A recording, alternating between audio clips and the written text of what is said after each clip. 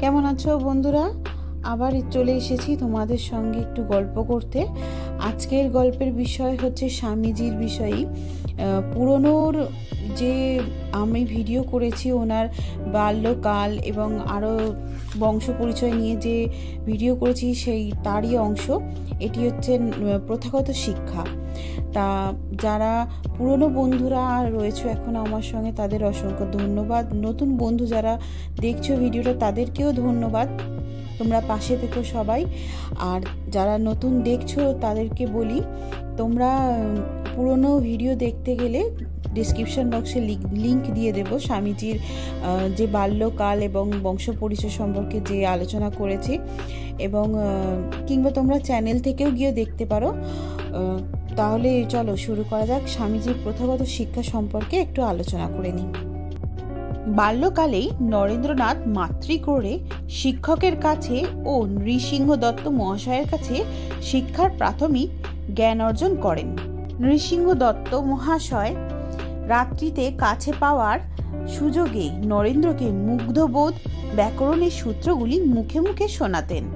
প্রথাগত শিক্ষার জন্য বিদ্যালয়ে ভর্তি হবার আগেই তিনি রামায়ণ ও মহাভারত পড়তে শিখেছিলেন তাঁর মায়ের কাছেই। 7 বছর বয়সে তাকে ভর্তি করা হলো বিদ্যাসাগর প্রতিষ্ঠিত কলিকাতা মেট্রোপলিটন ইনস্টিটিউশনে। তাঁর স্মৃতিশক্তি ছিল প্রখর, অল্প সময়ই বিদ্যালয়ের পাঠ আয়ত্ত করে ফেলতেন। একদিন ভূগোলের শিক্ষক নরেন্দ্রকে প্রশ্ন করলে তিনি সঠিক উত্তর দিলেন, কিন্তু শিক্ষকের ধারণা হলো তিনি ভুল উত্তর দিয়েছেন। শিক্ষক বেত্রাঘাত করতে লাগলেন।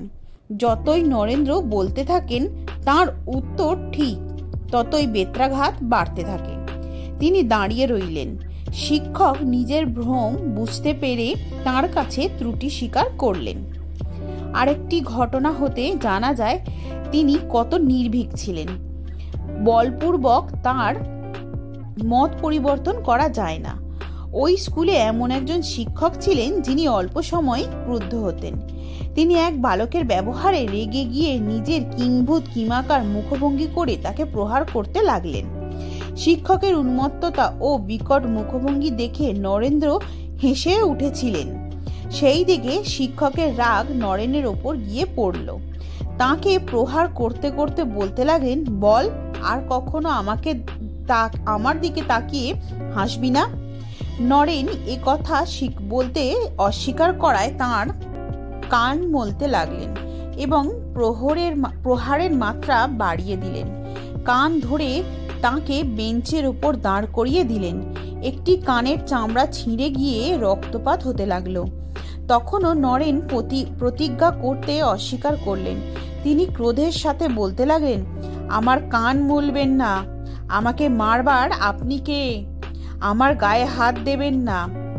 এমন সময় দৈবক্রমে ঈশ্বরচন্দ্র বিদ্যাসাগর মহাশয় সেখানে এসে পড়লেন।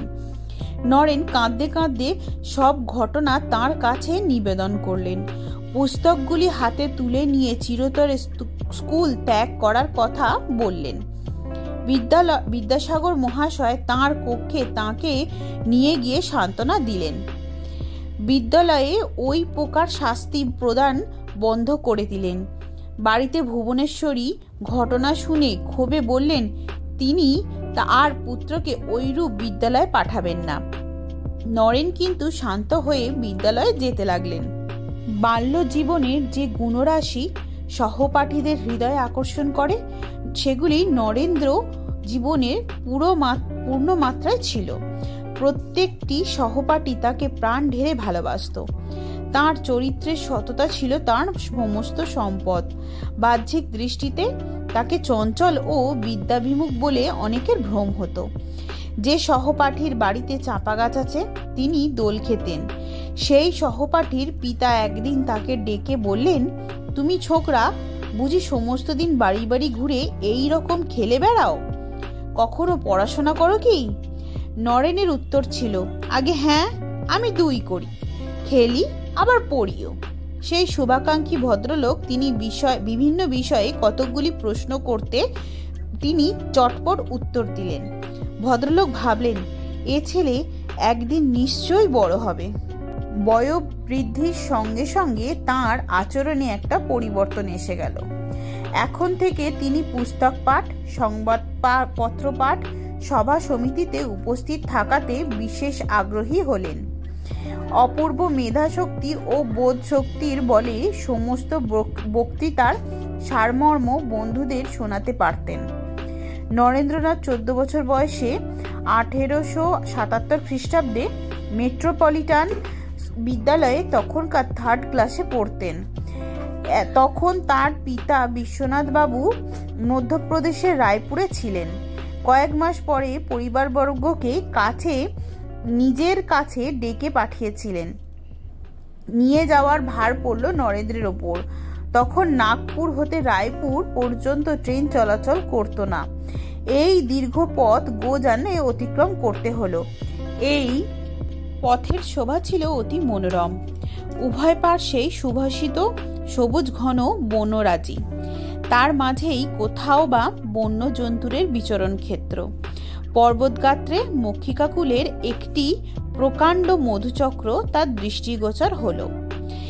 এর আদি অনন্ত ভাবতে ভাবতে তাঁর বাহ্য জ্ঞান লোপ পেল। এই বুঝি কল্পনা সহায়ে জীবনে ধ্যান রাজ্যে প্রথম প্রবেশ। রায়পুরে কলিকাতার মতো উপযুক্ত বিদ্যালয় না থাকায় তিনি পিতার নিকট শিক্ষা জ্ঞান লাভ করতে থাকেন। বিশ্বনাথ বাবু 1.5 বছর রায়পুরে সপরিবারে থাকার পর কলিকাতায় ফিরে এলেন। দীর্ঘকাল অনুপস্থিত থাকার কারণে শিক্ষকগণ তাঁকে প্রবেশিকা শ্রেণীতে ভর্তি করতে চাইলেন না, কিন্তু শেষে বিশেষ অনুমতিক্রমে তিনি ওই শ্রেণীতেই প্রবেশ করলেন। কঠোর পরিশ্রম ও অধ্যবসায়ে অনধিত বিষয়গুলি অল্প সময়ে ঠিক করে নিলেন এবং 1879 খ্রিস্টাব্দে পরীক্ষা দিলেন।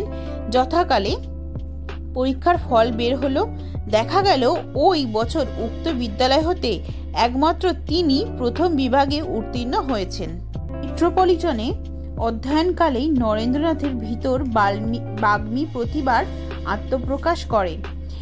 একই দিনে ওই বিদ্যালয়ে পারিতোষিক বিতরণ এবং জনৈক শিক্ষকের বিদায় অভিনন্দন দেবার জন্য এক সভার আয়োজন করা হয়। সকল ছাত্র ধরে বসল। ছাত্রদের পক্ষ থেকে নরেন্দ্রনাথকে ইংরাজিতে বিদায় অভিভাষণ দিতে হবে। ওই সভায় সভাপতির আসন গ্রহণ করেছিলেন বাগ্মী প্রভা শ্রীযুক্ত নরেন্দ্রনাথ বন্দ্যোপাধ্যায় মহাশয়।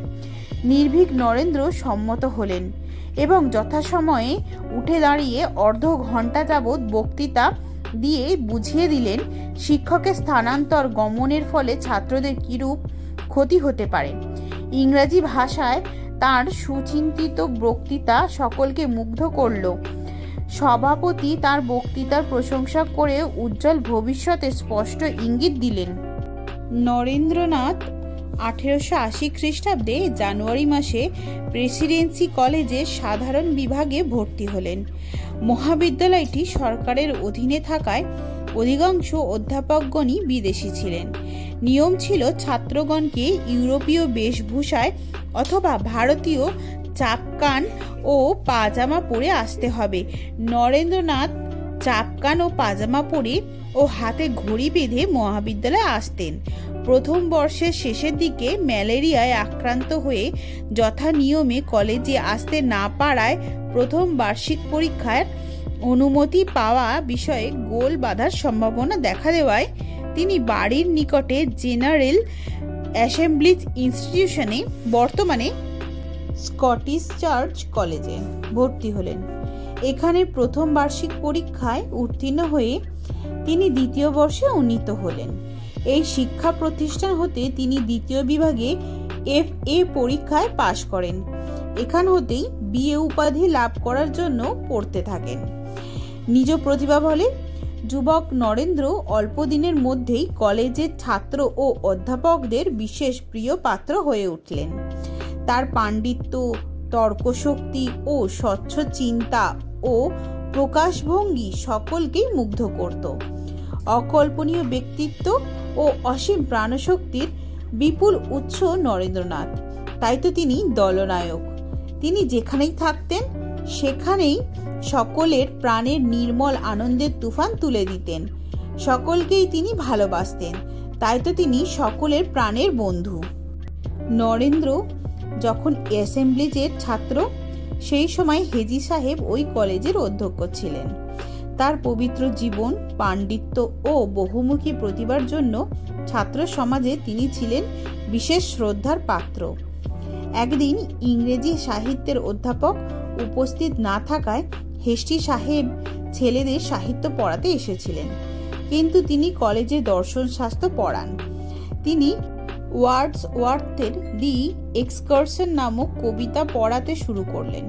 প্রাকৃতিক সৌন্দর্য দর্শন করতে করতে কবির মন আত্মবিস্মৃত হয়ে অচেনা কোন রাজ্যে গিয়ে কতটা সমাহিত হতে পারে তা বোঝাতে গিয়ে সাহেব বললেন, ওই প্রকার অবস্থা লাভ দুর্লভ। চরিত্রের পবিত্রতা ও বস্তুর বিশেষ একাগ্রতা ফলে ওই অবস্থা লাভ হয়। একমাত্র দক্ষিণেশ্বরের পরমহংসদেবের ওই রূপ অবস্থা হতে দেখেছি। তার ওই অবস্থা একদিন দর্শন করলে তোমরাও সমাধি কি জিনিস তা সম্যক বুঝতে পারবে। অধ্যক্ষ সাহেবের মুখেই নরেন্দ্রনাথ প্রথম শ্রী রামকৃষ্ণের কথা শুনেছিলেন। নরেন্দ্র হেস্টি সাহেবের কাছে দর্শন শাস্ত্র অধ্যয়ন করতেন। তার প্রতিভায় মুগ্ধ হয়ে একদিন হেস্টি সাহেব বলেছিলেন, নরেন্দ্রনাথ দত্ত বাস্তবিকই একজন প্রতিভাবান ছাত্র। আমি অনেক স্থানে ঘুরেছি, কিন্তু এর মতো একটি ছাত্র কোথাও দেখিনি। এমনকি জার্মান বিশ্ববিদ্যালয়েও দর্শনের ছাত্রদের মধ্যেও নয়। ওই যুবক নিশ্চয়ই জগতে একটা নাম রাখবে। নরেন্দ্র যখন কলেজের ছাত্র, তখন বিশ্বনাথ বাবুর খুল্লতাত কালীপ্রসাদের পরিবারের সাথে বিশ্বনাথ বাবুর অশান্তির সৃষ্টি হয়। সে কারণে তিনি ভাড়া বাড়িতে বাস করতে থাকেন। সেই বাড়ির নিকটেই ছিল রামতনু বসুর গলিতে নরেনের মাতামহীর বাড়ি। নরেন্দ্র তখন পিত্রালয়ে কেবল আহার করতে যেতেন এবং মাতামহীর বাড়িতে পাঠাভ্যাস করতেন। নরেন্দ্র যে ঘরটিতে থাকতেন সেটি ছিল বারবাড়ির দোতলার একটি ছোট ঘর। সে ঘরে তিনি নাম দিয়েছিলেন টং। ঘরটি বড়ই ছোট, প্রস্থে 4 হাত, দৈর্ঘ্যে 8 হাত। তার মধ্যেই সবকিছু গোছগাছ করে থাকা। টঙের উত্তরে দ্বিতলে একটি বড় ঘরের মধ্য দিয়ে ক্ষুদ্রে প্রবেশ পথ দিয়ে হামাগুড়ি দিয়ে টঙে ঢুকতে হতো। ওইভাবেই গোপনে তিনি পাঠাভ্যাস করতেন। বিয়ে পরীক্ষার আর হয়তো মাসখানেক দেরি আছে। তখনও ইংল্যান্ডের ইতিহাস বইখানি উল্টে দেখা হয় নাই। তিনি গোপনে পাঠাভ্যাস করতে লাগলেন। তিনি স্থির করলেন বইখানির পাঠ সমাপ্ত করে তবেই বাইরে আসিবেন। এক বন্ধু ডাকতে সেখান হতে সাড়া দিলেন এবং কথাবার্তা হলো। তিনি বললেন বইখানির পাঠ শেষ না করে বাইরে আসবেন না। তৃতীয় দিনে বইখানি শেষ করে টং থেকে বেরোলেন। নরেন্দ্রনাথের বন্ধুপ্রীতি ও কৌতুকপ্রিয়তার একটি ঘটনা এখানে উল্লেখ করা হলো। বিএ পরীক্ষার জন্য টাকা জমা দেওয়ার সময় সকলেরই টাকার সংস্থান আছে, কিন্তু গরিব হরিদাসের টাকা সংগ্রহ করতে পারে নাই। তার উপর তার 1 বছরের বেতন বাকি।